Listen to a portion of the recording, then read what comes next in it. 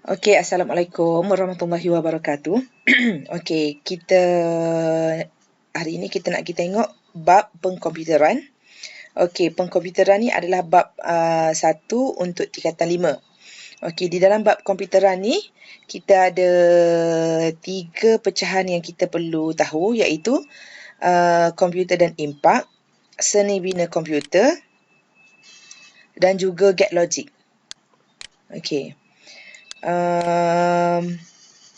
Kita tengok seterusnya. Okey, dalam komputer dan impak, okey, yang mula-mula sekali kita kena tahu kesan inovasi dalam pengkomputeran. Okey.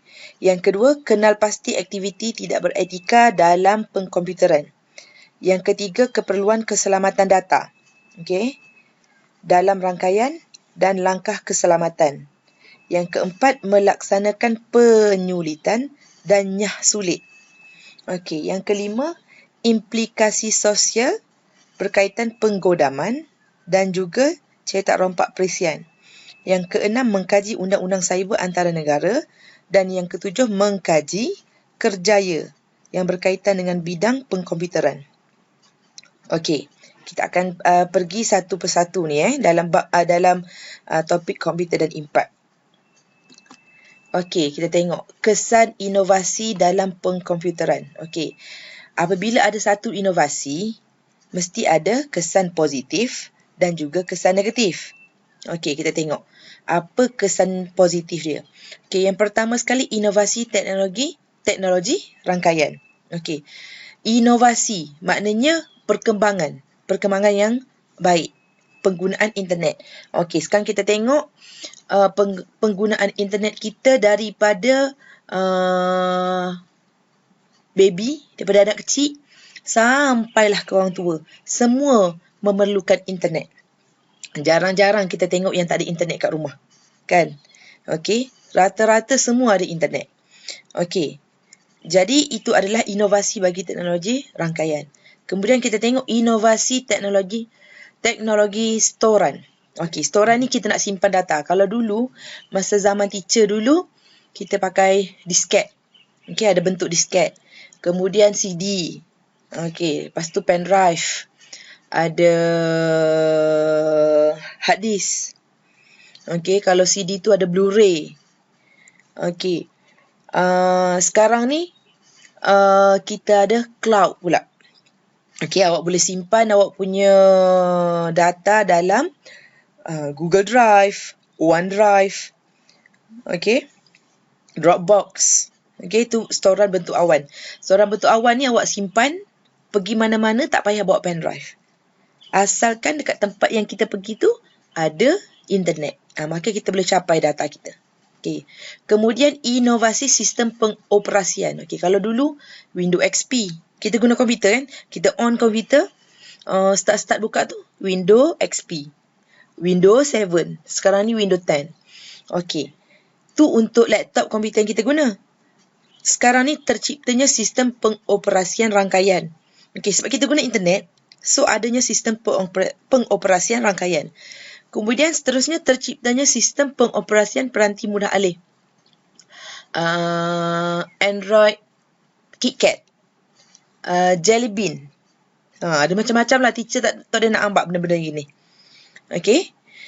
Kemudian perkembangan sistem dalam talian. Okey, sekarang benda ni dah jadi biasa. Okey. Nak beli kertas A4. Contohnya teacher sendirilah nak beli kertas A4. Kalau dekat kedai kat rumah teacher ni, PKT harga dia RM10. RM10.50. Okey, kalau teacher tengok dekat Shopee, harga dia adalah lebih kurang dalam RM8. Lepas tu kita kena tengok pula kos pos dia. Kalaulah kos pos dia lebih kurang RM5, jadi RM13. Mana baik kalau kita pergi beli dekat secara online ataupun dekat kedai. Kita kena tengok. Jadi kita kena pandailah, kita sebagai pengguna kena bijak. Tapi perkembangan sistem dalam talian ni semakin baiklah, semakin banyak. Orang tak payah pergi kedai. Boleh pilih, boleh choose apa yang kita nak beli. Senang. Terus sampai. Kalaulah beli online ni, dia punya beza dia lebih kurang dalam RM2-3, baik beli online lah. So kita tak payah nak keluar, tak payah nak susah penat lah. Okay. Kemudian komunikasi tanpa sempadan. Tak kira lah dekat mana pun awak berada, kita rasa macam duduk dekat je kat sebelah kita. Betul tak? Adik teacher duduk dekat Madinah. Rasa macam dia ada duduk dekat kita je lah. Kita boleh bercakap dengan dia. Kita boleh buat video dengan dia. Kita boleh tengok muka dia. Okay? Okay, itu kesan inovasi. Kemudian kita tengok aktiviti tidak beretika dalam pengkomputeran. Okay, apa dia ethics, etika? Standard panduan bagi mengawal perlakuan pengguna komputer supaya lebih bermoral. Okey, kita tengok etika. Dilarang menggunakan komputer dengan niat untuk membaikkan orang lain. Okey, kalau tidak beretika, cipta virus. Okey, biasanya dia cipta virus tu, okey, dia sebar virus, dia akan cipta pula antivirus. Okey, jadi secara tak langsung orang akan beli antivirus tu, maka dia dapat duit daripada benda tu. Okey, tapi itu perbuatan tidak beretika. Okey, ada banyak lagi etika-etika dalam penggunaan komputer. Okey. Etika dan tidak etika yang kita boleh tengok dalam penggunaan komputer. Dalam pengkomputeran kita tak tengok pasal benda lain. Okey. Ada banyak, teacher ambil sedikit saja dan awak boleh tambah, boleh tengok lagi dekat dalam buku teks. Ni tentang etika. Okey, seterusnya keperluan keselamatan data dalam rangkaian dan langkah keselamatan. Okey, apa dia isu keselamatan? Isu keselamatan data dalam rangkaian perlu diberi perhatian kerana kelemahan ini memudahkan penjenayah cyber untuk membuat pintasan terhadap rangkaian komputer dan mencuri maklumat peribadi yang berharga. Okey. Baru-baru ni geger semata nak guna Zoom. Okey. Kita musim-musim macam ni, jadi kita memerlukan pembelajaran online. Jadi bila pembelajaran online, dia ada macam-macam cara lah. Okey, macam-macam cara. Zoom salah satu medium untuk pembelajaran online. Okey, kita boleh bersemuka, kita boleh tengok gambar. Tapi mari pula cerita Zoom ni, dia punya encryption dia, langkah-langkah keselamatan dia kurang. So, hacker boleh masuk dekat dalam komputer kita, boleh ambil data kita pula, kan? Tu sebabnya isu keselamatan ni penting. Okey, antara langkah-langkah keselamatan data, okey, ada 3 kat sini. Yang pertama, penyulitan email, 2 pengesahan dan juga kata laluan. Okey, kita tengok satu persatu. Penyulitan email ni. Apa dia penyulitan email? Penyulitan email ni, kita hantar benda berharga, maklumat peribadi kita melalui encrypted email. Okey, ada banyak jenis encrypted email. Safeguard ke gapo. Dia bukan email biasa lah. Dia email untuk hantar maklumat peribadi. Okey, macam kita punya detail kita lah, kita punya tarikh lahir bila, gaji kita bila, gaji kita berapa. Sebab bila maklumat peribadi ni dia terlalu personal. Okey, kalaulah orang dapat tahu, oh dia ni gaji banyak ni, oh boleh ni. Dia tunggu kat depan pintu pagar rumah. Okey, itu bahaya. Jadi kita kena guna penyulitan email. Okey, kemudian 2 pengesahan. Okey. 2 pengesahan ni awak pernah masuk tak? Awak daftar email ke, daftar Shopee ke, daftar apa-apa saja online. Mula-mula kita daftar. Okey, kita daftar. Mula-mula dia nak ID. Lepas tu dia nak maklumat kita lah. Tarikh lahir kita, bla bla bla bla. Kemudian dia nak password. Okey, selepas password, dekat belakang tu macam ada captcha code tu. Double verification. Nak mengetahui,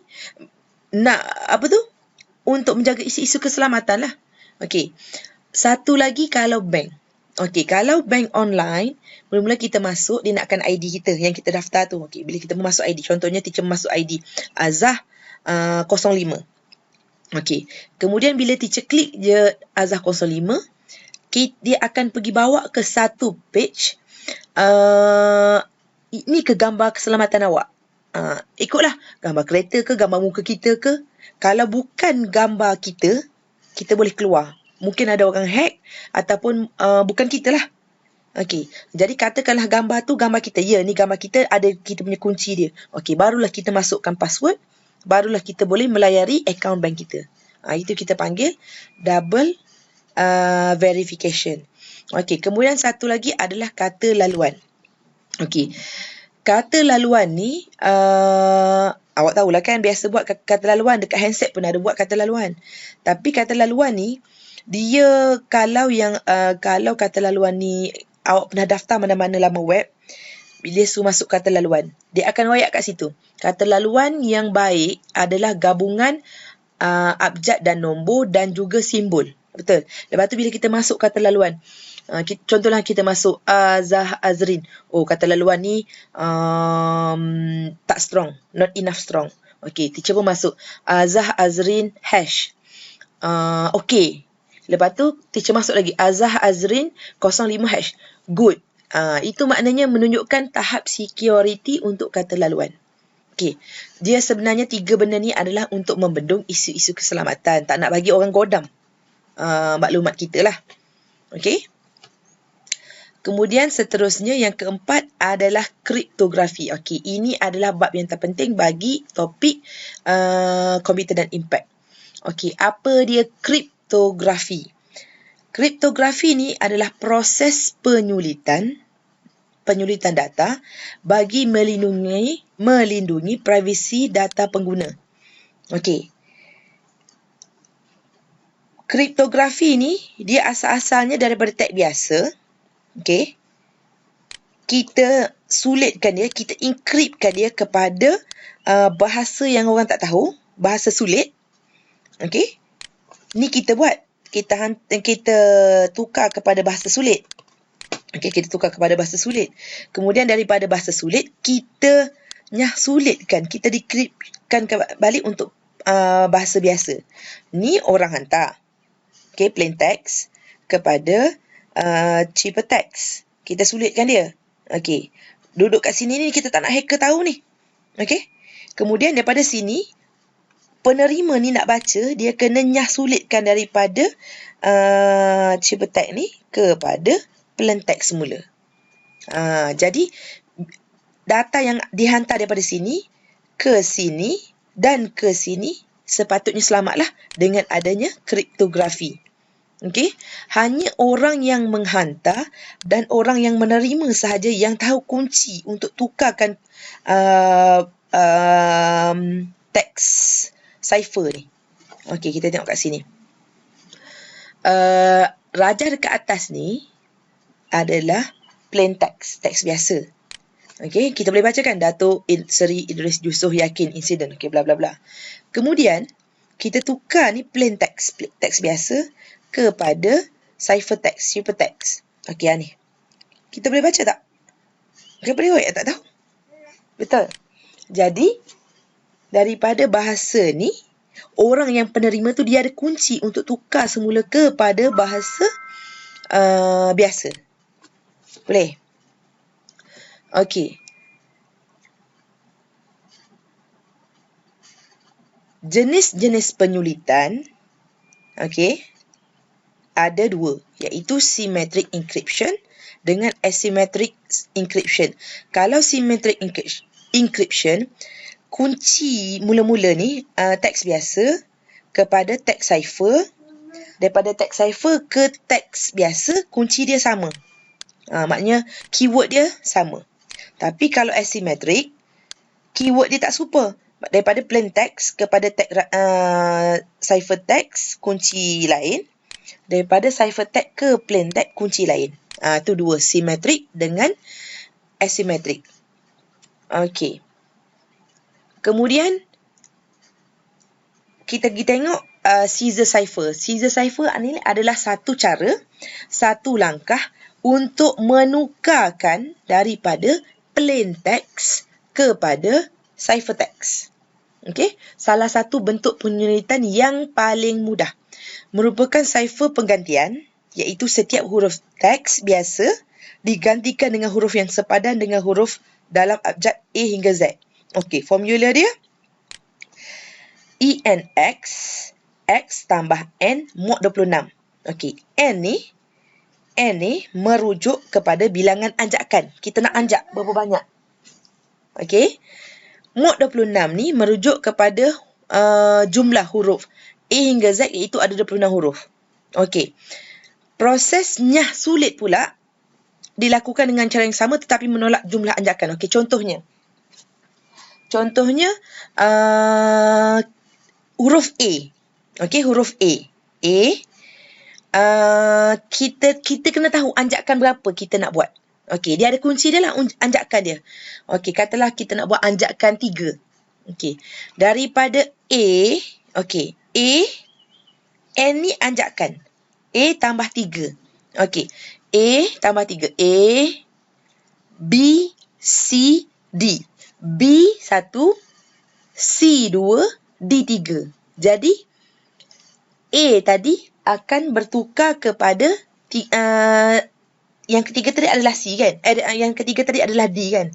Jadi, B, C, D. 3 anjakan D. Jadi, huruf A tak jadi A dah.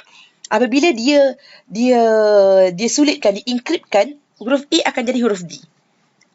Sebaliknya, cipher macam bila dia nak nyah sulit sebaliknya. Okey, mari kita tengok contoh. Okey, kita tengok. Menerangkan kaedah untuk melakukan penyulitan terhadap teks biasa berikut. Okey, anjakan N3. Okey, tengok anjakan dia 3. Okey. Kita nak encryption, kita nak encryptkan, kita nak sulitkan perkataan encryption ni. Kita tak nak orang baca. Okey, guna mod sini. X tambah N mod 26. Okey, sekarang ni mod 26. Jadi, dia akan anjakan 3. Okey, cuba kita tengok. E mula-mula. Okey, E. Kita tambah 3 E. E, F, G, H. Okey, nampak? Jadi, E, F1, G2, H3. Anjakan 3. Jadi, abjad yang dia tukar daripada E kepada H. Okey, kemudian kita tengok N pula. N. Okey, N. Anjakan 3. N, O, P, Q.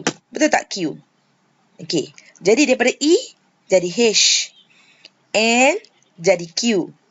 Okey, satu lagi teacher tunjuk contoh. Enkripsi. Okey, C. C, D, E, F.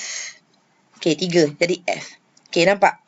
Jadi, daripada perkataan encryption akan jadi ciphertext dia H, Q, F, U, B, S, W, L, R, Q.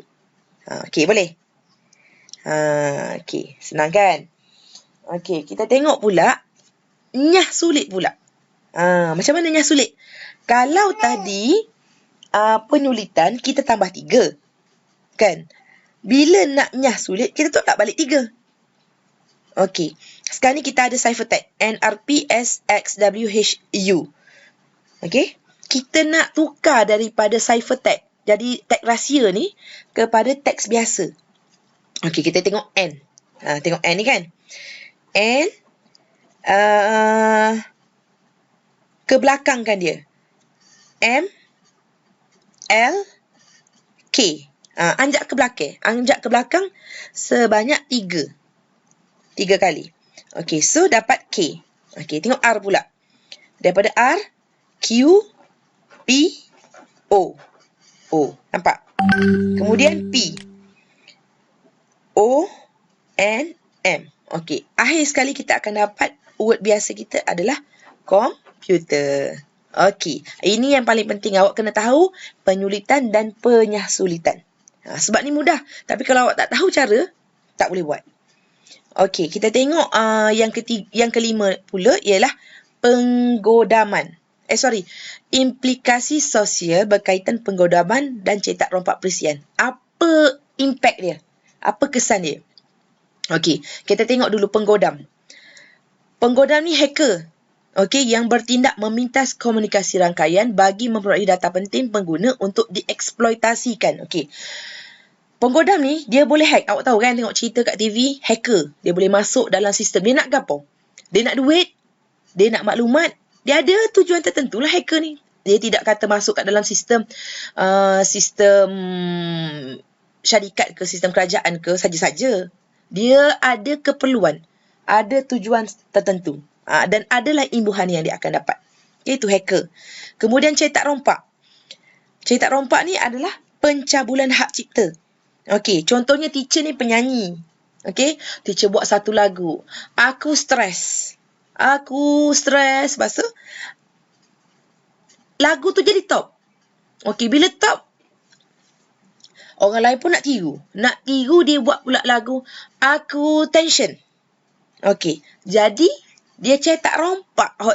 Dia salin semula buat Aku Tension, Aku Stres, Aku Tension. Dia buat nama dia pula. Tadi Azhar Hazrin punya lagu. Ni buat nama Aminah punya lagu. Jadi,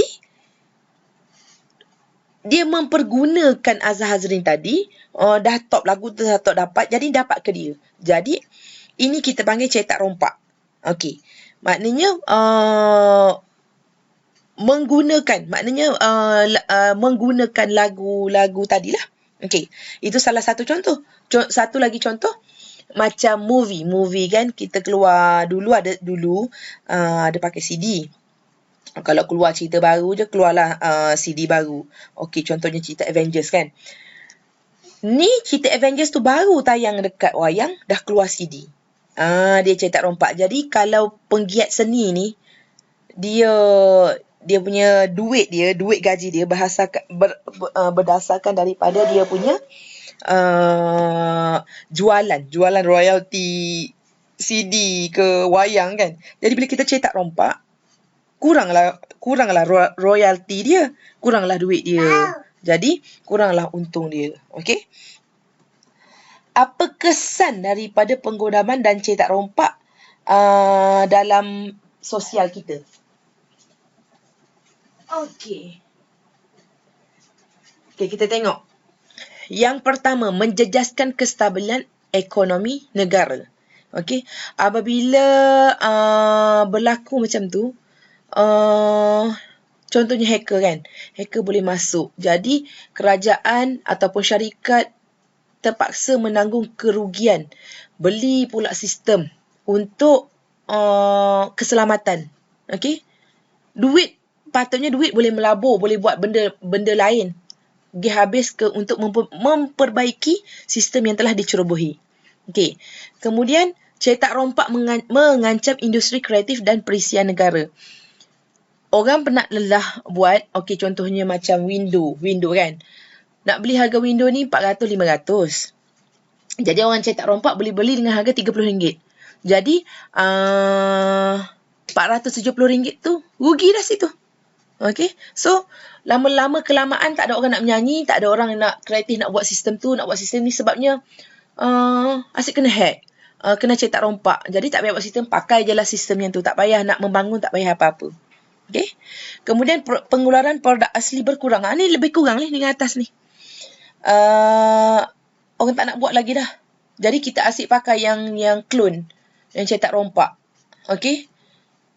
Kemudian hilangnya keyakinan pelabur kepada negara. Aku tak nak melabur dekat Malaysia ni. Cetak rompak kuat ni. Kalau kelabur kat Malaysia ni, duit kau ni habis, hilang macam tu je. Hacker boleh hack, boleh ambil duit kau. Walaupunlah hacker ni diambil 10 sen daripada seorang pelanggan bagi satu bank. Contohnya CIMB, dia ambil 10 sen satu pelanggan. Pelanggan CIMB ada berapa orang? Okey, tu baru bank CIMB, belum bank lain. Kaya ke tak kaya? Okey. Kemudian yang terakhir, wujud pengangguran dalam industri kreatif dan perisian. So, tak ada kerja. Okey, orang tak nak keluarkan CD. So, kerja tak ada. Orang semakin ramai, peluang kerja tak ada. Itu adalah kesan kepada sosial lah, berkaitan dengan penggodaman dan juga cetak rompak. Okey, kita pergi kepada yang keenam, mengkaji undang-undang cyber antara negara. Okey, undang-undang cyber ni merupakan peraturan yang ditetapkan oleh pihak berkuasa bagi sesebuah negara. Okey. Bila kita kata undang-undang, akan ada hukuman. Kalau etika tadi, tak ada hukuman. Etika ni nak ayatnya kita ni orang tak beretika. Orang consider lah ni, tak bagus orang ni. Tapi kalau undang-undang kita tak patuhi, kita boleh dikenakan hukuman. Ikutlah penjara ke, bayar duit ke, rotan ke. Okey. Okey, dekat sini teacher ada tunjuk akta-akta di bawah undang-undang cyber. Okey, awak boleh tengok akta. Okey, macam sekarang ni kan, penyebaran berita palsu, kita boleh didakwa. Okey. Macam-macam lah. Okey, akta komunikasi. Kita jangan hantar benda-benda palsu. Kita jangan jangan caci maki hina orang dekat laman sosial. Dia semua dekat laman sosial sekarang ni. Okey. Kita jangan sebarkan benda-benda tak betul. Okey, jadi senang-senang je lah. Awak akan kena saman, akan kena bayar 1 juta, 2 juta, 3 juta. Okey. Itu undang-undang cyber. Okey. Undang-undang cyber ni antara negara berbeza. Okey. Kalau Malaysia ni, awak kena, dia ada Akta Jenayah Komputer 1967. Okey. Kawalan terhadap media sosial tiada sekatan. Okey. Isu kebebasan bersuara, tiada kebebasan secara mutlak. Maknanya,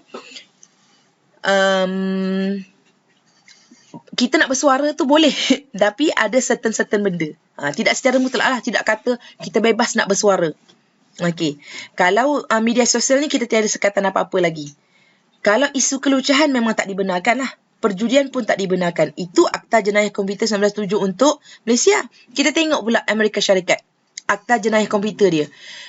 Kawalan terhadap media sosial tiada sekatan. Isu kebebasan bersuara, dia ada kebebasan. Ikutlah kau nak cakap pemimpin dia apa ke apa semua, tak kisah. Tak ada masalah. Okey? Okey. Kemudian isu kelucahan. Dia bebas. Kecuali jangan kacau pornografi kanak-kanak. Kita jangan kanak-kanak tu telanjang ke apa ke. Tak boleh. Orang besar tak apa. Okey, kemudian perjudian. Tidak menghalang. Kecuali perjudian hadan di bawah Akta Penguatkuasa Perjudian Internet. Okey. Maknanya setiap negara berbeza undang-undang cyber masing-masing. Okey, awak boleh tengok semula dalam kotak. Tengok perbezaan undang-undang cyber ni. Okey. Dan yang seterusnya, okey, yang terakhir ialah kerjaya yang berkaitan dengan bidang pengkomputeran. Okey, bidang utama dalam pengkomputeran. Kalau kita tengok sekarang ni, zaman teknologi. Okey, zaman bidang komputeran ni semakin meluas. Okey, semakin meluas. Okey, kita tengok. Kita ada pengaturcaraan dan pembangunan perisian. Okey, ini salah satu kerjaya. Sistem rangkaian dan keselamatan rangkaian. Okey, web dan komunikasi digital. Sokongan maklumat dan perkhidmatan. Ini adalah 4 bidang kerjaya. Ni bidang besar lah. Dekat bawah dia tu ada banyak anak-anak lagi lah. Okey, dalam bidang pengkomputeran ni. Okey, kita tengok sistem rangkaian dan keselamatan. Okey, apa peranan dia? Apa kerjaya dia? Juru analisis keselamatan komputer. Okey, kemahiran kepakaran dalam bidang rangkaian dan keselamatan komputer. Okey. Dia jaga keselamatan rangkaian. Okey, maknanya syarikat boleh upah dia untuk jaga keselamatan laman web syarikat. Maklumat syarikat. Okey. Okey. Mengesyorkan peningkatan keselamatan data. Jadi dia jaga ni. Dia jaga syarikat ataupun kerajaan ke dia yang jaga. Okey. Kemudian sokongan maklumat dan perkhidmatan. Okey, apa kerjaya dia? Pentadbir pengkalan data, juru analisis sistem komputer, juru analisis sokongan komputer. Okey, awak boleh bacalah ni. Okey, kemahiran dia perisian aplikasi perniagaan yang melibatkan pengurusan pengkalan data. Okey. Maklumat ataupun data dalam perniagaan. Okey, contohnya dia nak tahu kita ni kita nak berlabur. Data kita nak buat pelaburan ni, dia kena ada data. Kita jangan nak beli. Okey, contohnya kita nak ambil saham ni. Saham A. Okey ke tak saham A ni? 3 tahun, 10 tahun akan datang saham ni akan boleh buat duit untuk kita tak? Untung ke tak? Jadi tu sokongan maklumat ni. Jadi dia sediakan maklumat kepada pihak atasan syarikat untuk membuat keputusan. Okey. Yang ketiga, pengatur cara. Ni awak pun sendiri tahu. Awak pun ada buat, kan? Merancang, mereka bentuk, mengemas kini dan mengurus perisian komputer melalui pengaturcaraan dan pembangunan perisian. Okey. Ni kemahiran dia, bahasa pengaturcaraan lah. Okey. Ni kerjaya dia. Benda ni tak perlu terang, awak sendiri tahu, awak boleh baca. Okey. Kemudian web dan komunikasi digital, membangunkan aplikasi berasaskan web. Contohnya aplikasi web yang awak bangunkan, contohnya untuk tempah homestay. Itu hanya hujung kuku punya sistem. Bila awak dah ada kemahiran, dah pandai, awak boleh bangunkan sistem web yang lebih baik.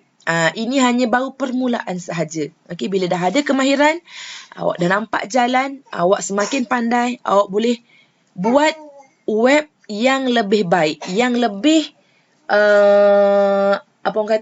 yang lebih berguna kepada masyarakat. Okey, ni antara kerjaya-kerjaya dalam bidang perkomputeran. Okey. 3 elemen yang telah dikenal pasti menjadi komponen utama infrastruktur bagi produk dan perkhidmatan dalam sektor perindustrian masa kini. Okey, yang pertama sekali mudah alih. Penghasilan aplikasi dan kandungan mudah alih bagi peranti selain komputer. Okey, handset. Sekarang ni semua ada apps. Nak apps tu, nak apps Google Classroom, nak apps Zoom. Kan semua ada. Jadi, nak buat apps ni, nak buat apps mudah je. Tapi nak buat apps yang berguna, yang ada feedback, yang ada, orang kata, berguna kepada pengguna, susah. Jadi, ini adalah satu komponen yang sohor lah ni. Okey. Kemudian, keselamatan data. Keperluan kepakaran dalam bidang penyulitan. Sebab bila kita main dengan bidang internet, kita kena jaga keselamatan data. Jadi kita perlu ada orang yang mampu untuk jaga keselamatan data. Okey. Kemudian data raya dan kecerdasan perniagaan. Kemampuan menterjemah, menganalisis dan keupayaan untuk mengubah kuantiti data mentah. Okey. Ini adalah 3 elemen yang laku lah ni. Benda yang kita perlu lah ni dengan era teknologi kita sekarang. Okey. Jadi habis topik komputer dan impact. Kita ada 2 lagi topik. Okey. Kita akan tengok video seterusnya yang teacher akan buat. Okey, teacher akan bagi latihan untuk topik komputer dan impact ni. Okey. Sekian, terima kasih. Assalamualaikum warahmatullahi wabarakatuh.